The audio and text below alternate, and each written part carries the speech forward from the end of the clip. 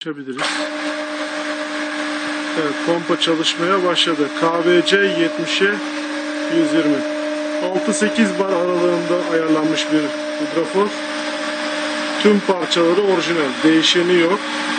Bakımı yapılmış. Üzerindeki pano yine orijinal pano. Beraberindeki tank orijinal Bayman 100 litre tankı. Hidrofor 6 ile 8 bar arasında ayarlanmış durumda. Şu anda 8 bara geldi ve duruş yaptı. Su açık olduğu için şu anda devam ediyor. 6 bara düştüğünde yeniden çalışması gerekecek. 5.5 daha. Evet, 6'ya geliyor. Kayıp çalıştı. Açık kalsın biraz. Akımına bakalım. Çektiği akıma bakalım. Evet, takriben 4 amper çekiyor. 3 beygir gücündeki bir cihaz için gayet normal. Evet.